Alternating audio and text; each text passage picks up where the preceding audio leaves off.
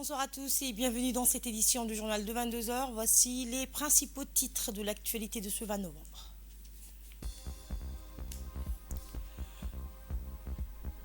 Retour du chef de l'État, le président de la République a regagné en fin d'après-midi le pays après un séjour privé à l'étranger.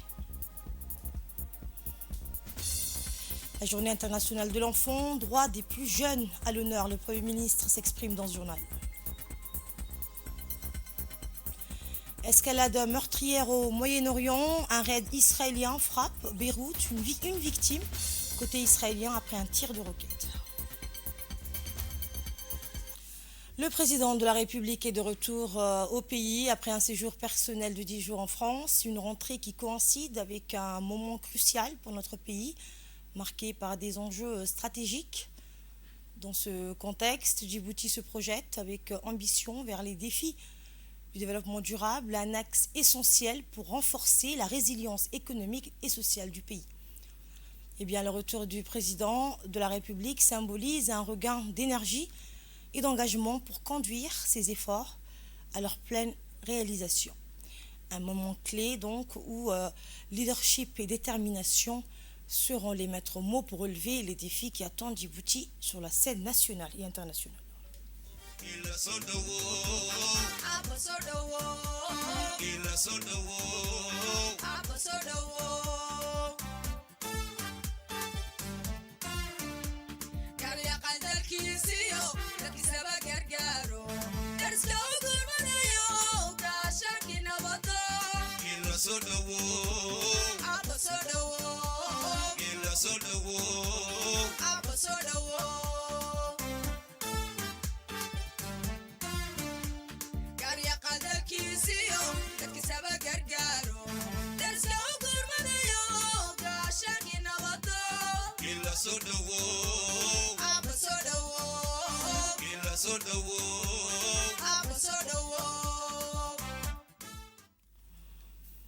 Je vous le disais à l'instant, Djibouti a célébré la journée mondiale de l'enfance au Palais du Peuple sous le haut patronage du Premier ministre, clôturant une semaine d'activités axées sur la sensibilisation et la promotion des droits des enfants en collaboration avec plusieurs ministères et partenaires dont l'UNICEF. Mais Mohamed nous fait le point. Pays du monde, la République de Djibouti a célébré aujourd'hui. C'est mercredi 20 novembre, la journée mondiale de l'enfance, après une semaine riche en activités. C'est une collaboration avec le ministère de l'Éducation et de la formation professionnelle et celui de la Santé que le ministère de la Femme et de la Famille et l'UNFD ont organisé aujourd'hui au Palais du Peuple la journée internationale de l'enfance. Ces journées commémoratives se déroulaient sous le haut patronage du Premier ministre Abdelkader Kamil Mohamed et ce qui témoigne de l'importance qu'accorde notre pays au plus haut niveau à la question de l'enfance. La cérémonie a vu la participation des membres du gouvernement, des corps diplomatiques accrédités à Djibouti, de représentants du système des Nations Unies, de parlementaires et une foule d'enfants. Cet événement a clôturé une semaine d'activités qui ont eu pour objectif de faire prendre conscience de l'importance de préserver les droits de l'enfant qui est un capital immensueux. Différents ateliers qui avaient pour but d'informer et de sensibiliser sur l'intérêt supérieur de l'enfant en regroupant des personnalités, de parlementaires et de représentants de la société civile ont aussi été réalisés durant la semaine par le ministère de la Femme et de la Famille et l'UNFD en collaboration avec les partenaires techniques nationaux et internationaux tels que l'UNICEF, premier partenaire sur le droit des enfants. Et dans son discours officiel, les personnalités qui se sont succédées au micro ont insisté sur le fait de préserver et de promouvoir le droit de l'enfant n'est pas une option mais une nécessité pour l'épanouissement des enfants et un monde meilleur pour leur développement.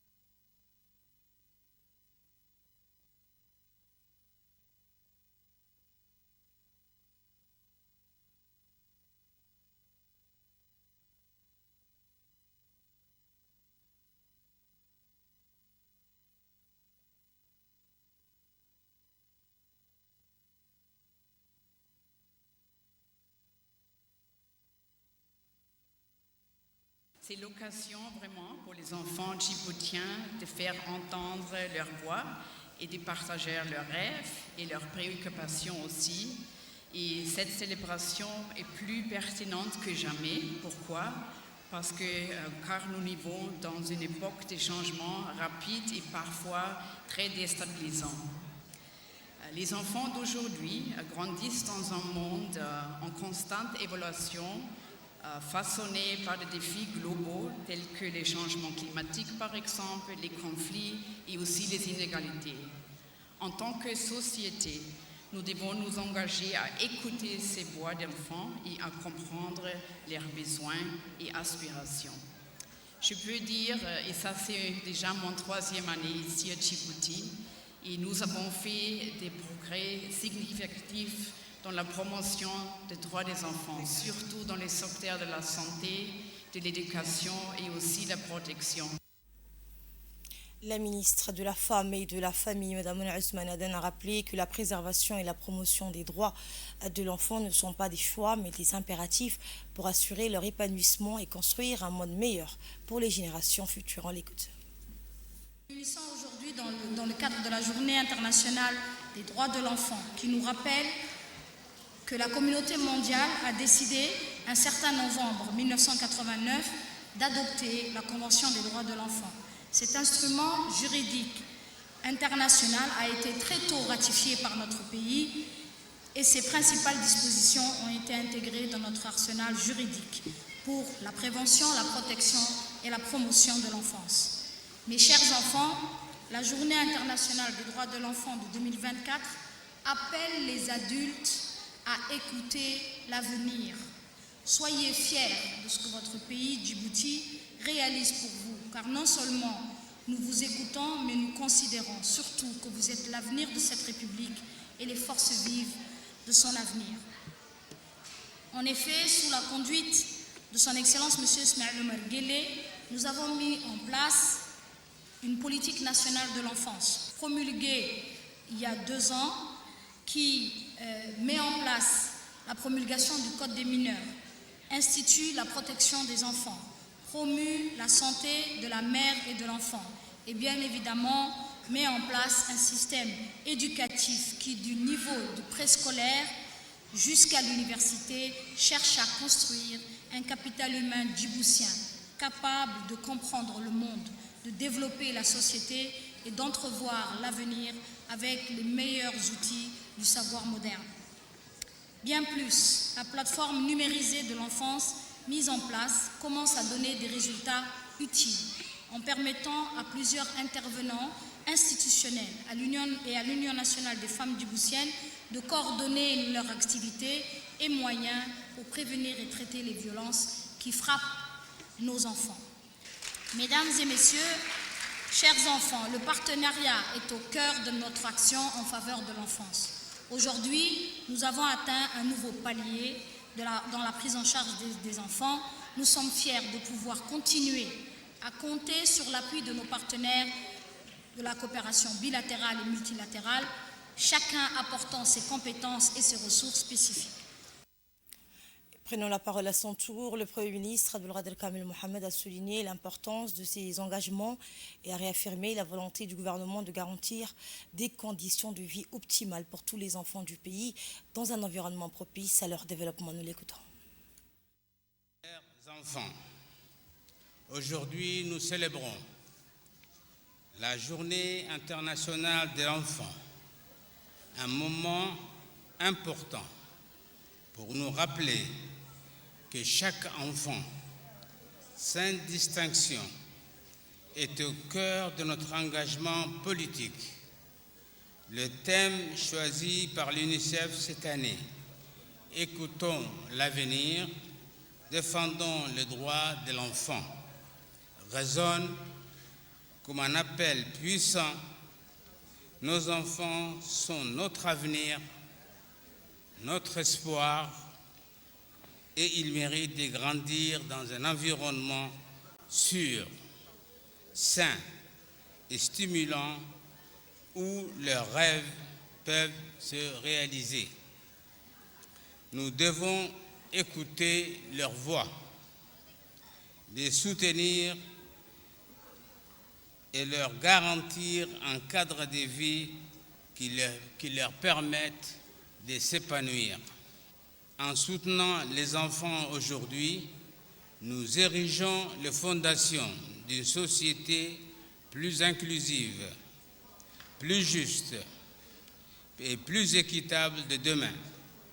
C'est un engagement solennel du gouvernement aligné sur les directives du chef de l'État. Assurer que chaque enfant ait la chance de vivre en toute sérénité, de grandir en étant protégé, éduqué et valorisé dans ses efforts pour contribuer au progrès de notre pays. Mesdames et messieurs, plus de la moitié de notre population a moins de 25 ans. Ces forces vives sont notre trésor le plus précieux.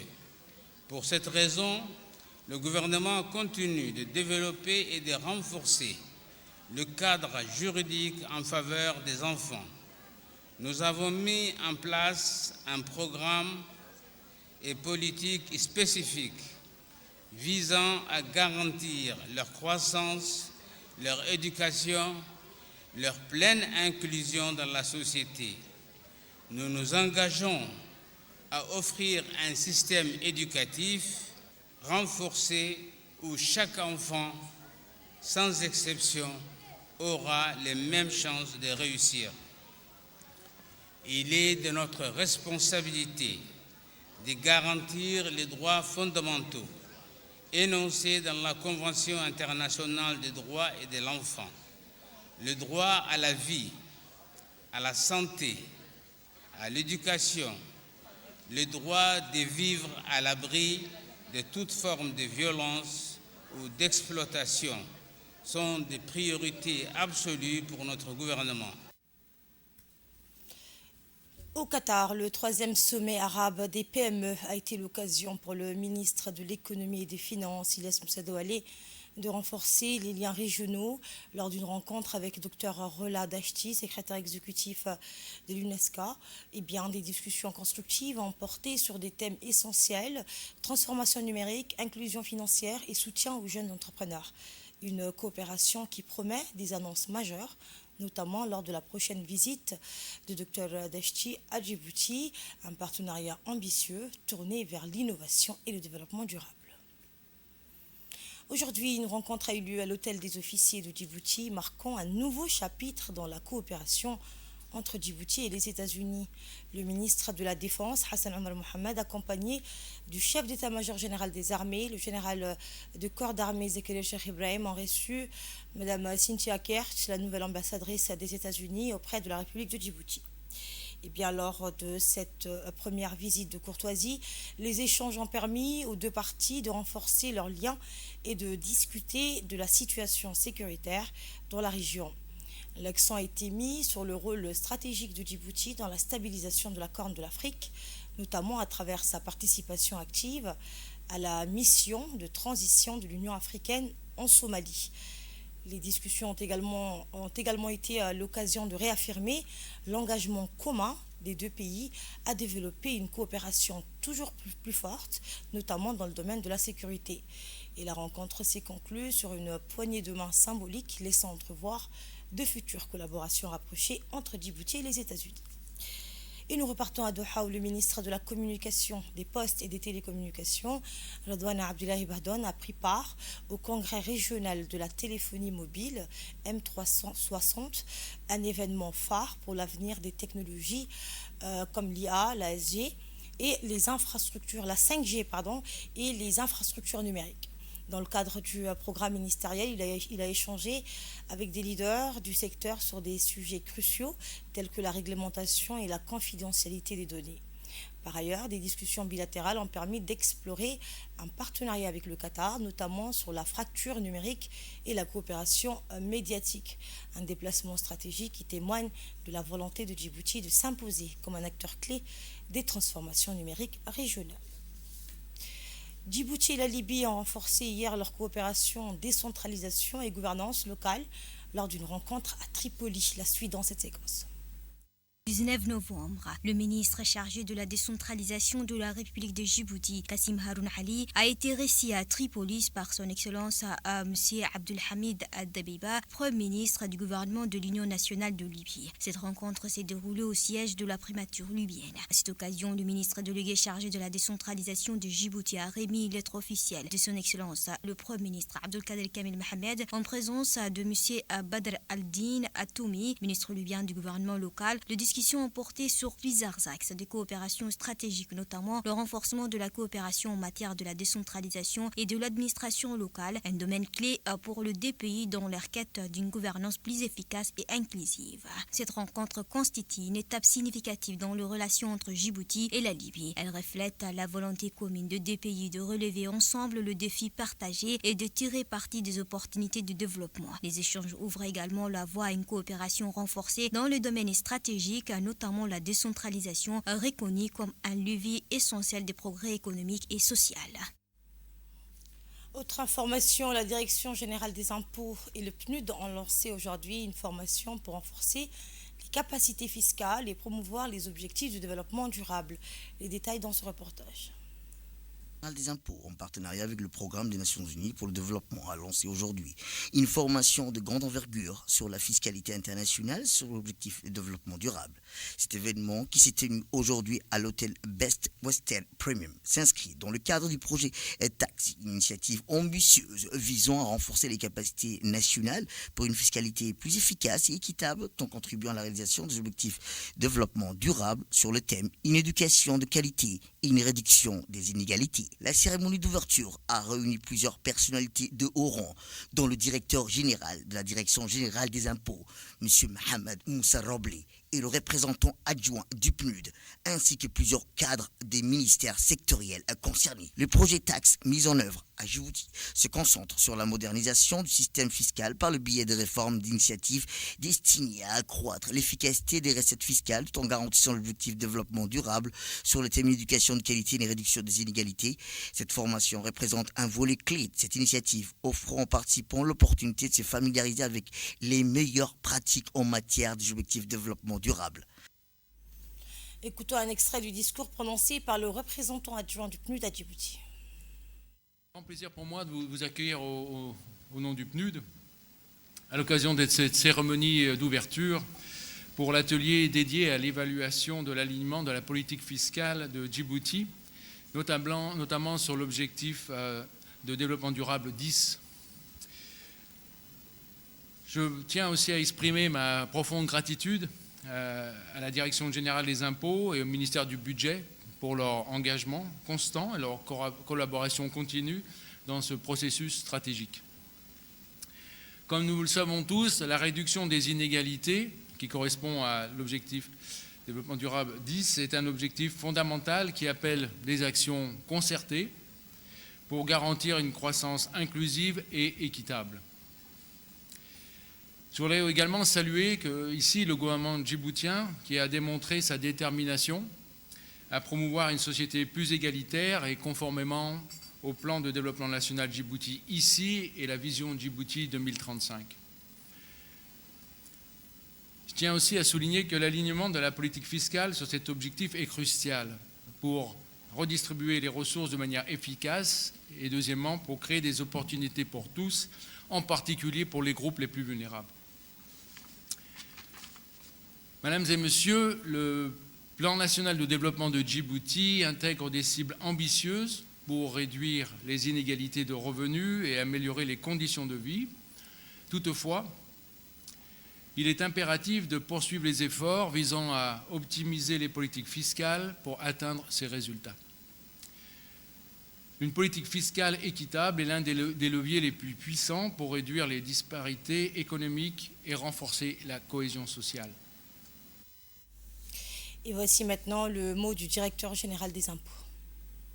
Un réel plaisir pour moi d'être parmi vous encore aujourd'hui pour prendre part à cette cérémonie d'ouverture de 2 jours d'atelier dédiés à l'évaluation du cadre fiscal des ODD 4 portant sur l'éducation, une éducation de bonne qualité et l'ODD 10 afférente à la réduction des inégalités.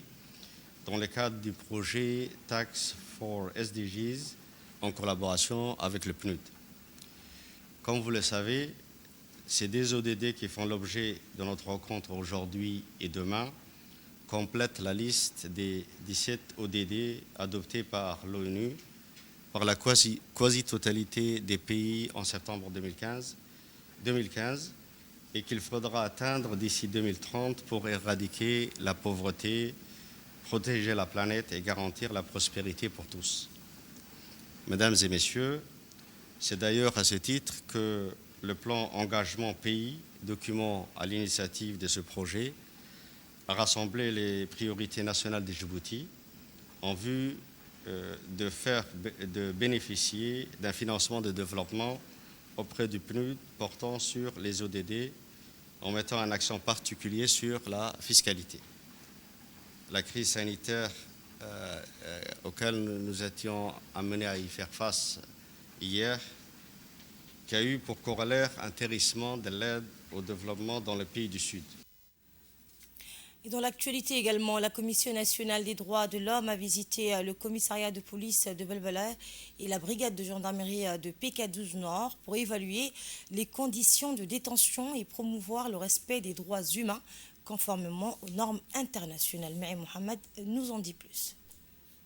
National du droit de l'homme a effectué une visite ce mercredi 20 novembre 2024 au commissariat de la police de Balbala et à la brigade de gendarmerie du BK12 Nord. Cette démarche s'inscrit dans les attributions de la CNDH telles que définies par la loi numéro 59 qui prévoit notamment le contrôle des conditions de détention dans les lieux relevant de l'autorité des forces de sécurité. L'objectif de ces visites est d'évaluer le respect des droits fondamentaux des personnes placées en garde à vue tout en sensibilisant les autorités à l'importance de garantir des conditions conformes aux normes internationales en matière de traitement des détenus. La délégation de la CNDH, conduite par son président Ali Soubani Ateye, a été reçue par le responsable du commissariat de la police des Balbala et de la brigade de la gendarmerie des BK12 Nord. Lors des échanges, les discussions ont porté sur les procédures de garde à vue, les infrastructures disponibles ainsi que le mécanisme mis en place pour protéger les droits des personnes privées de liberté, notamment les plus vulnérables.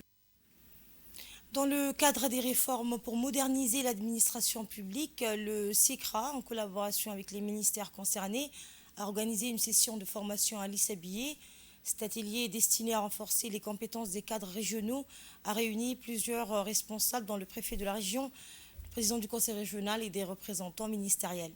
Les participants ont abordé des thèmes clés comme le nouveau statut des fonctionnaires, le code de déontologie, la déclaration de services aux citoyens et la plateforme numérique et collaborative, outil innovant pour simplifier les démarches administratives et améliorer l'accès aux services publics. S'inscrivant dans une dynamique d'éthique, de transparence et de responsabilité, cette initiative s'étend progressivement aux autres régions, après Tadjoura, Obok et Dikil, affirmant l'engagement des autorités pour une administration moderne et proche des citoyens.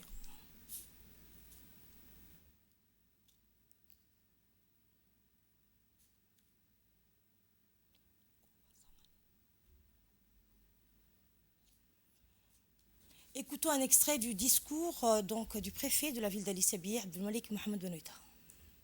Remercier le ministère du Travail pour avoir pensé à améliorer les cadres des fonctionnaires, des conventionnés et des contractuels. D'avoir pensé également à permettre aux différents employés de l'État de connaître avant tout quel est le rôle, quelle est la déontologie, qu'est-ce qu'on attend de ces personnes. Donc je renouvelle mes remerciements au secrétaire exécutif de la réforme de l'administration qui a tenu à vulgariser, à sensibiliser les régions. Les régions font partie aussi du pays. Le fait qu'on puisse aussi s'imprégner, qu'on puisse connaître quels sont nos devoirs et nos obligations, nos droits éventuellement aussi. Donc c'est une très bonne chose, c'est une très bonne initiative. Cela permettra aux gens qui sont présents ici, aux agents de l'État qui sont présents, de vulgariser ces informations auprès de leurs collègues. et on fera en sorte de continuer cette sensibilisation. Vous nous avez demandé d'avoir un point focal pour la région et le point focal, son rôle sera également de partager toutes ces informations aux différents services de l'État afin qu'on puisse savoir nos droits, nos devoirs et nos obligations. Et suivant à présent un extrait de l'intervention du secrétaire exécutif chargé de la réforme de l'administration, M. Mohamed Awali. Est non seulement un moment d'échange et de réflexion, mais aussi un pas essentiel vers la mise en œuvre de réformes qui visent à améliorer, renforcer la transparence et la proximité de l'administration avec nos citoyens. Aujourd'hui, nous allons aborder plusieurs points essentiels qui s'inscrivent dans le dynamisme de transformation de l'administration publique, à savoir la sensibilisation du nouveau statut général des fonctionnaires, le code de la déontologie, la conduite de changement, la mise en place d'un outil numérique collaboratif, ainsi qu'un rappel de la déclaration des services aux citoyens. Le nouveau statut général des fonctionnaires a été promulgué par le président de la République en date du 24 janvier 2024. Il porte de nouveautés et vise à renforcer l'engagement de l'administration publique à servir de l'État avec professionnalisme et dévouement. Fait divers à présent, la semaine dernière, la brigade de Damedjog a interpellé 6 individus soupçonnés d'être impliqués dans le vol de barres de rail de l'ancien chemin de fer dans le secteur de Chébélé. Grâce à une enquête minutieuse, les gendarmes ont identifié ces présumés délinquants accusés de s'en prendre à la propriété de l'État dans le but de compléter leur revenu. Placés en garde à vue, les suspects ont avoué avoir tenté de revendre ces ferrailles sur le marché local. Et lors de l'opération, une quantité importante de métal volé a été saisie par les forces de l'ordre. Les véhicules utilisés pour transporter les matériaux ont également été immobilisés à la brigade. Les suspects seront prochainement déférés devant la justice pour répondre de leurs actes. Et rappelons que les rails de l'ancien chemin de fer restent la propriété de l'État. Toute tentative de détournement est passible de lourdes sanctions pénales.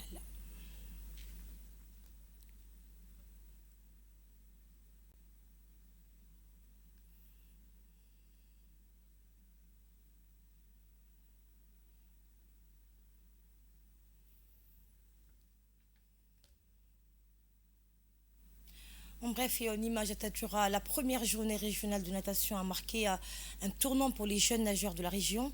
Organisé le 15 novembre à l'escale de la Ville Blanche, cet événement a rassemblé plus de 150 participants avec une compétition en nage libre qui a suscité un immense engouement.